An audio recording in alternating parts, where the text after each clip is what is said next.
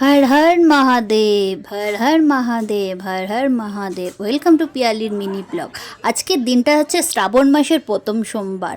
আজকে আমরা চলে গেছিলাম পাগলা বাবায় পুজো দিতে।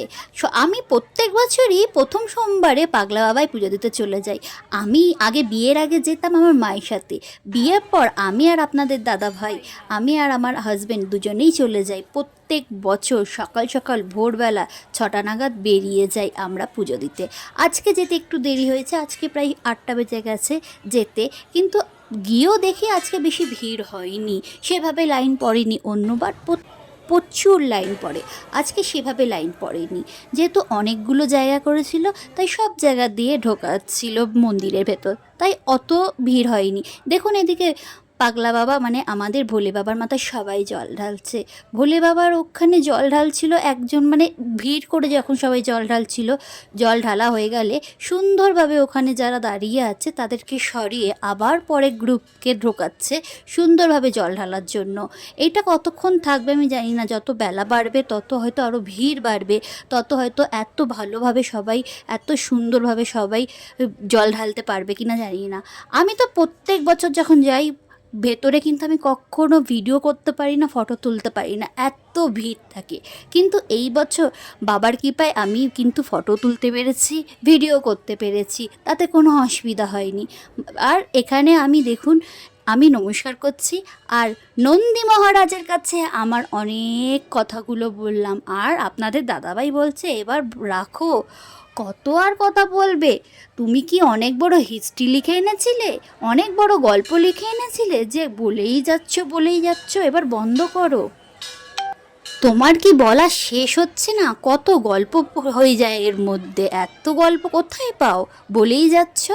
এই দেখুন মন্দিরের ভেতর রাধাকৃষ্ণ, দেখে প্রাণ জুড়িয়ে যাচ্ছে, কি সুন্দরই না লাগছে।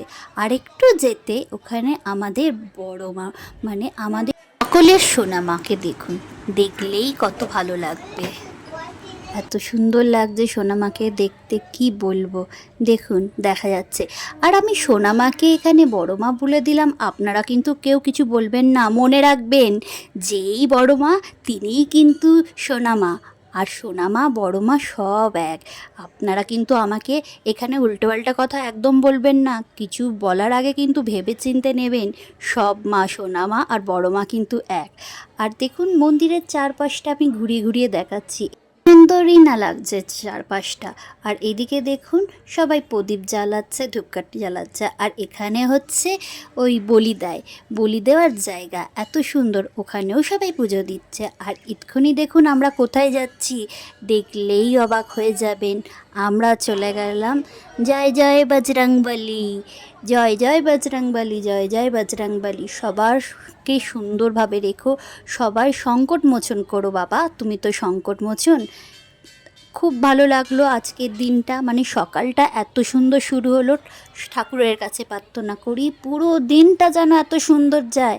আর এখানে আমার ধূপকাঠি যখন আমি জ্বালাচ্ছিলাম তখন তুলতে পারিনি, কিন্তু এখানে আপনাদের দাদাভাই যখন ধূপকাঠি জ্বালাচ্ছিল আমি ফটো তুলে নিলাম, মানে ভিডিও করে নিলাম। এখানে সবাই দাঁড়িয়ে বজরংবলীকে দেখছে। আর বজরংবলীর ভক্ত তো 4 জায়গায় ছড়িয়ে আছে। আমাদের পুজো হয়ে গেছে, এবার আমরা বেরিয়ে পড়ছি। বেরানোরটাও আপনাদের আমি দেখিয়ে দিচ্ছি। বেরিয়ে পড়লাম আমরা। আর আমার এই ভিডিওটা ভালো লাগলে অবশ্যই সবাই কিন্তু হর হর মহাদেব কমেন্ট করবেন, হর হর মহাদেব। ধন্যবাদ।